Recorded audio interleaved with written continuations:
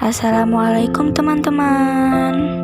Nama saya Sada Safa Yustitia kelas 9D, siswi SMP Negeri 8 Bandar Lampung.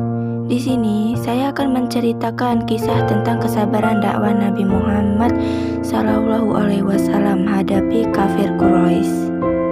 Yuk mari lihat kisahnya. Nabi Muhammad SAW menerima wahyu kerasulan pertama kali saat menjelang usia 40 tahun. Wahyu datang melalui malaikat Jibril di Gua Hira pada suatu malam. Ada yang menyebut peristiwa itu terjadi pada 17 Ramadan 13 tahun sebelum Hijriah. Setelah peristiwa malam tersebut, Muhammad suami Khadijah binti Khuwailid itu sempat mengalami pergulatan batin selama beberapa hari. Hingga kemudian setelah tenang, putra Abdullah bin Abdul Muthalib pergi ke Ka'bah.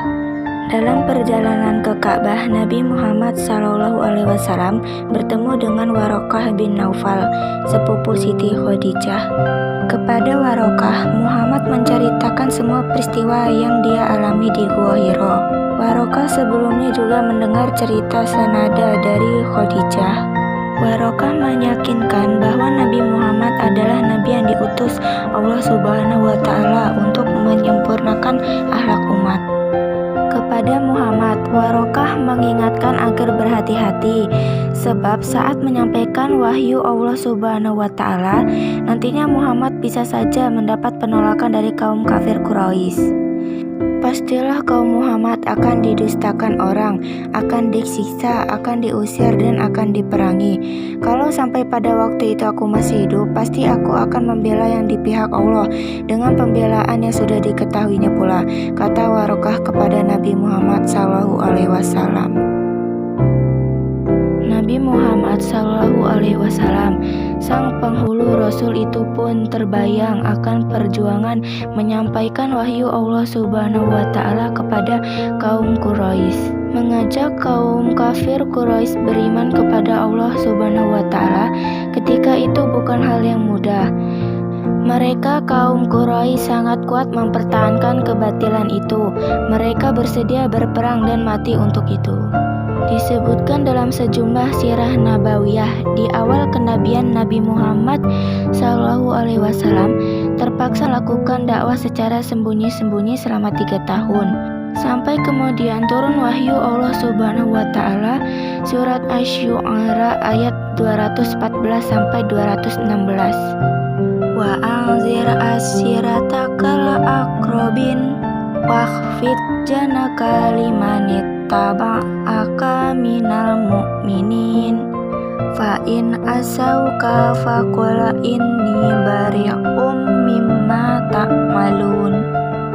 Artinya, dan berilah peringatan kepada kerabat-kerabatmu yang terdekat, dan rendahkanlah dirimu terhadap orang-orang yang mengikutimu, yaitu orang-orang yang beriman.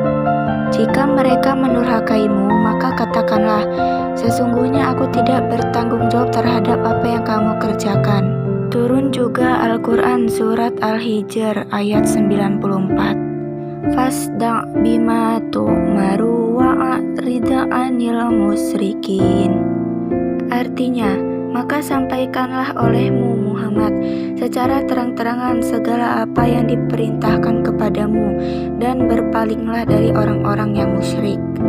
Nabi Muhammad SAW kemudian memulai dakwah dengan terang-terangan, dimulai dari keluarga terdekat, yakni kalangan Bani Hashim. Namun di antara keluarga Bani Hashim hanya Ali bin Abu Thalib yang mau beriman kepada Allah Subhanahu wa Ta'ala. Sementara Abu Thalib melindungi dakwah Muhammad, namun belum mau mengucapkan syahadat. Selain itu, dakwah terang-terangan Nabi Muhammad selalu mendapat pertentangan dari kaum kafir Quraisy. Bahkan, para pemuka Quraisy menuduh Nabi Muhammad gila dan sempat melemparkan kotoran ke tubuh Nabi. Termasuk yang menentang dakwah Nabi Muhammad SAW adalah sang paman, Abu Jahal dan Abu Lahab. Bersama kaum kafir Quraisy, Abu Jahal dan Abu Lahab menentang habis-habisan dakwah Rasulullah dan mengintimidasi pengikutnya. Mereka khawatir ajaran yang dibawa Muhammad bisa merusak agama nenek moyang kaum Quraisy, yakni menyembah berhala. Mereka pun melakukan segala cara untuk menolak dakwah Rasulullah dengan mencoba membunuhnya. Kaum Quraisy membujuk Abu Thalib dengan memberikan sejumlah uang tebusan untuk membiarkan Nabi Muhammad dibunuh. Rencana pembunuhan dilakukan dengan melibatkan orang di luar suku Quraisy, sehingga tidak akan memecah perang saudara. Abu Thalib yang mendengar hal itu pun melihat tanda keseriusan Quraisy dalam memerangi dakwah Nabi Muhammad. Ia pun bergegas memanggil semua Bani Hashim dan memberi tahu rencana suku Quraisy. Mereka pun berupaya melindungi Rasulullah dari segala teror yang direncanakan. Kesulitan yang dihadapi oleh Rasulullah ternyata juga terjadi pada keluarga Bani Hashim. Kaum Quraisy diketahui memboikot segala jual beli, pernikahan dan hubungan sosial dengan Bani Hashim, sehingga mengakibatkan mereka kesulitan mendapatkan bahan pangan. Kaum Quraisy berharap dengan adanya pemboikotan tersebut bisa membuat Bani Hashim menyerahkan Rasulullah untuk dibunuh.